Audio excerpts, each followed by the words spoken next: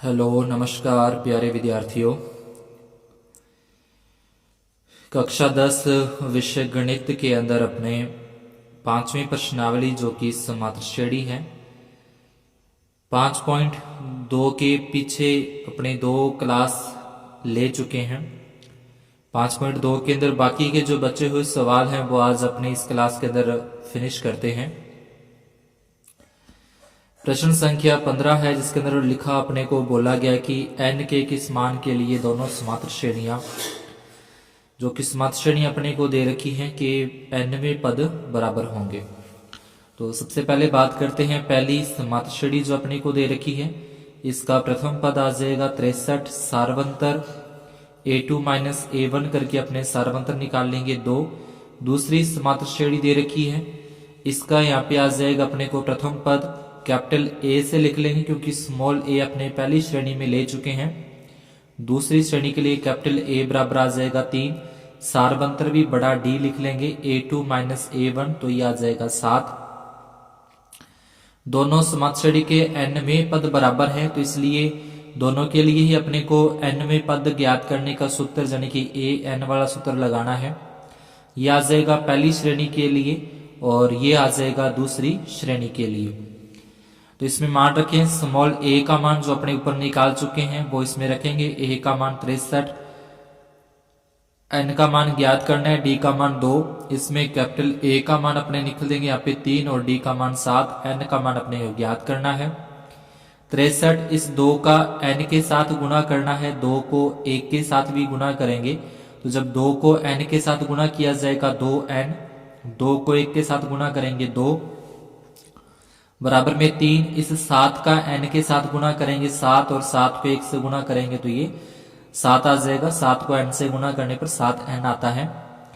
63 में से ये 2 माइनस हो जाएंगे तो 61 प्लस 2n, माइनस के 7 में से प्लस के 3 माइनस करें तो माइनस के 4 और ये 7n आ जाएगा। इसके बाद 61 का 61 आ गया, माइनस के 4 इस तरफ लेके आएंगे तो ये हो जाएंगे प्लस के 4 और यहाँ से प्लस के 2 इस तरफ लेके जाएंगे तो ये हो जाएंगे माइनस के 2। 61 में 4 प्लस कर देंगे तो ये हो जाएगा 65।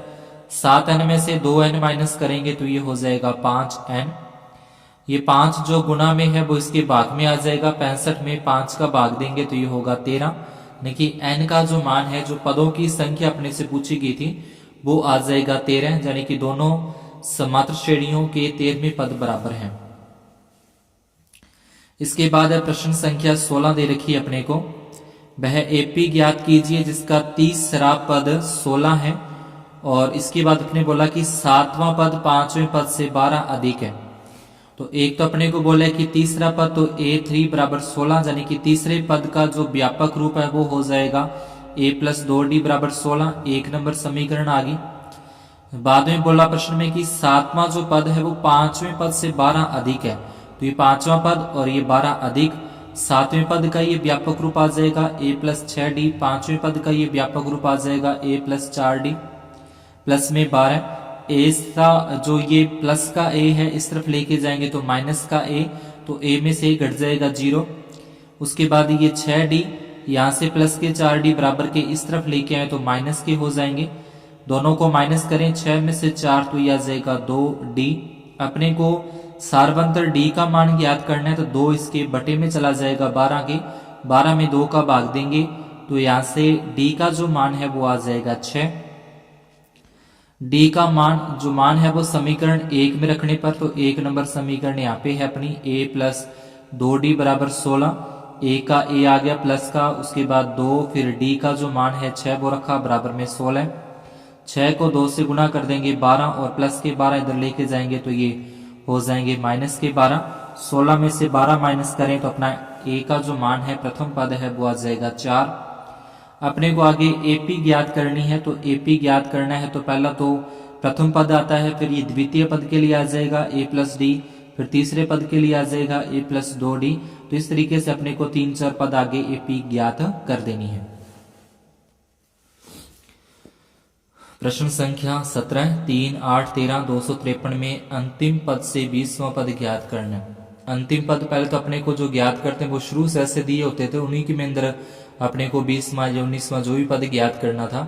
लेकिन अब पीछे से ध्यान रखना कि ये पीछे से अपने को 20वां पद, यानी कि पीछे से पहला पद, दूसरा पद, पीछे से तीसरा पद, फिर चौथा, पांचवा, तो पीछे से अपने को 20वां पद ज्ञात करना है।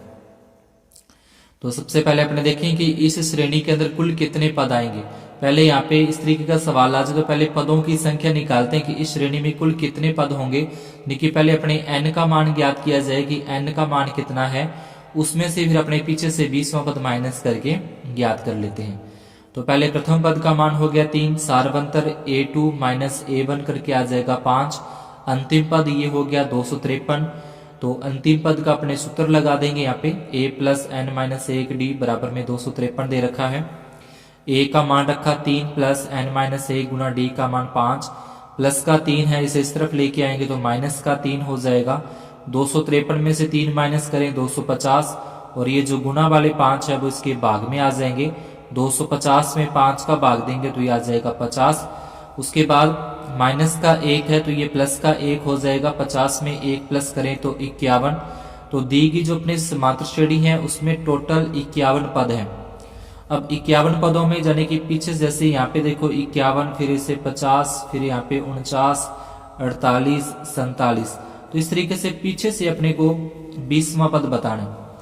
तो 20वां अगर मैं बोलूं कि पीछे से चौथा पद क्या होगा, तो चौथा पद बताने के लिए अपने 51 में से 3 माइनस कर देंगे। 51 में 3 माइनस करेंगे तो अपने पास आ जाएगा चौथा पद। वैसे चौथा पद रहे पीछे से, लेकिन अपने करने के 3 ही माइनस करने। तो इसी प्रकार से यहाँ पे पूछा 20वां पद है, लेकिन अपने माइनस क्या करेंगे, 19 ही माइनस करेंगे। तो 51 में से 19 माइनस करें तो आ जाएगा 32। तो अब अपने को 32वां पद ज्ञात करना है। 32वां पद यानी कि a प्लस 31d लिख सकते हैं। a का मान अपने को दे रखा है 3, 31 गुना d का मान 5। 31 को 5 से गुना करें तो 155, और 3 प्लस कर दें तो 158, जो कि अपना आंसर आ जाएगा। तो दी गई एपी का अंतिम से 20वां पद जो है वो 158 है।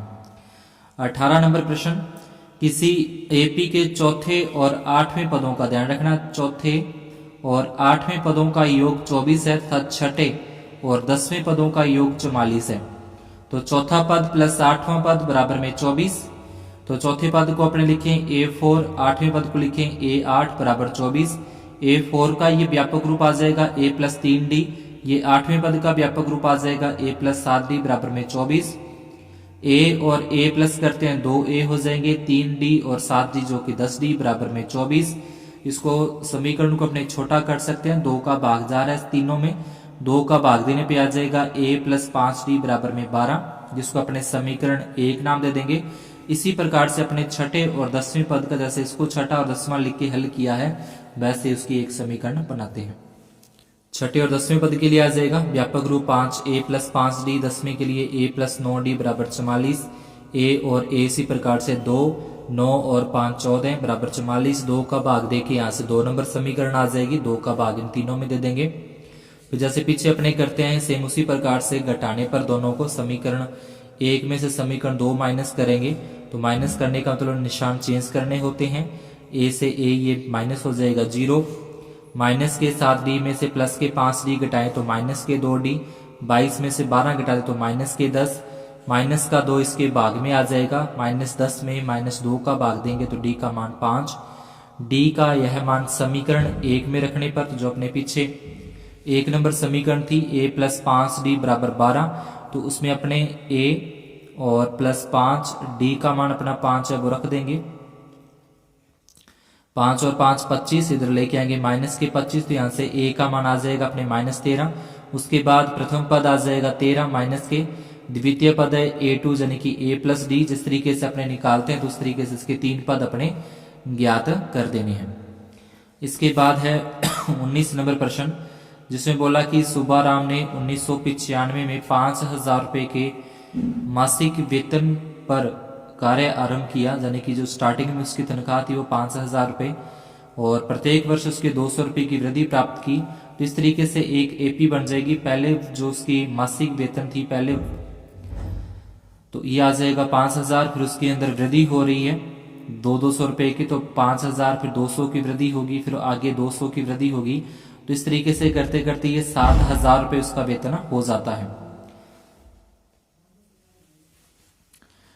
तो यहां से पहले अपने प्रथम पद आ जाएगा 5,000, सारवंतर है तो 5200 में से 5,000 माइनस, यानी कि A2 माइनस A1 करें 200, उसके बाद AN का मान जो अपना आ जाएगा 7,000।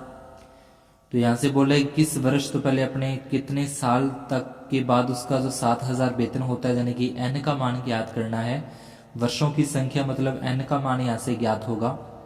तो AN का मान अंतिम पद आ जाएगा 7,000, प्रथम पद 5,000, N का मान ज्ञात करना है, D का मान आ जाएगा 200, प्लस का 5,000 इधर लेके आए माइनस का 5,000, N माइनस 1 गुना 200, 7,000 में से 5,000 माइनस करें तो 2,000 आएगा, 200 गुना में था वो उसके भाग में चला जाएगा, 2 जीरो से ये 2 जीरो कट गए, 20 में 2 का भाग देंगे 10, माइनस का 1 इस तरफ लेके जाएं तो प्लस 1 हो जाएगा, 10 में प्लस 1 कर देंगे तो 11, अतः 11वें वर्ष में उसका जो वेतन है वो 7,000 रुपये होगा। अब अपने को ये पता करना है कौन से वर्ष में होगा, तो उसके लिए 1995 में उसने काम स्टार्ट किया, प्रत्येक साल उसकी वेतन वृद्धि होती थी, 1995 के बाद 1996 में होगी, फिर 1997 में होगी, इस तरीके से करते करते 11 वर्ष तक करना है।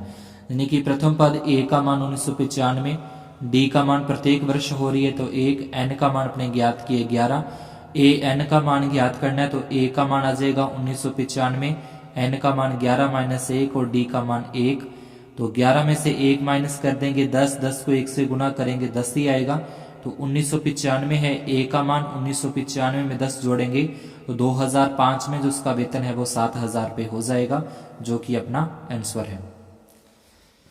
इसके बाद 20 नंबर प्रश्न, रामकली ने किसी वर्ष के प्रथम सप्ताह में 5 रुपए की बचत की।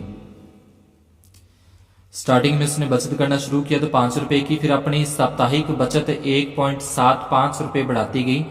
यदि 90वें सप्ताह में उसकी साप्ताहिक बचत 20.75 रुपए हो जाती है तो n ज्ञात कीजिए।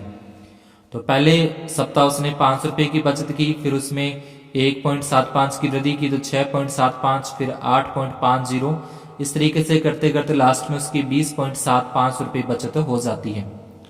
तो यहां से प्रथम पद का मान आ जाएगा A, यानी कि 5, सारबंतर जितने की वो बचत में वृद्धि करती है बढ़ाती है 1.75, D का मान, N में सप्ताह में बचत के लिए बताना तो सूत्र लगा देंगे AN बराबर A plus N minus 1D, ये AN का मान है 20.75, ये A का मान प्रथम पद, N का मान ज्ञात करना है, गुना D का मान आ जाएगा 1.75, ये प्लस के 5 इस तरफ लेके आए तो ये हो जाएंगे माइनस के।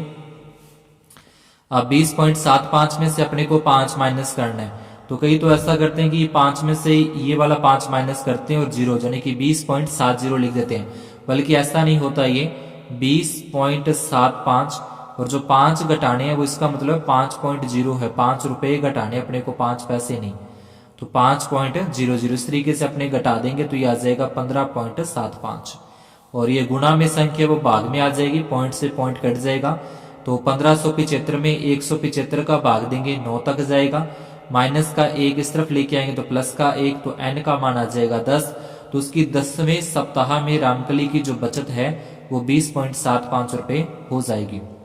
तो आज की क्लास में प्यारे विद्यार्थियों अपने इतना ही, ये जो 5.2 प्रश्नावली थी nवां पद ज्ञात करने का या प्रथम पद ज्ञात करना या सारवंतर ज्ञात करना, तो पूरी होती है। आगे अपने करेंगे पदों का योगफल 5.3 के साथ। तो जो चैनल पर नए हैं, पहली बार यहाँ पे आए हैं, तो वो चैनल को वीडियो को लाइक, चैनल को सब्सक्राइब जरूर करके जाएं। यहाँ पे आपको बिल्कुल आसान भाषा के अंदर गणित की जो प्रश्नावलियां हैं, जो विज्ञान के जो चैप्टर है वो इसी के अंदर आपको समझाए जाएंगे। धन्यवाद, शुभ दिन।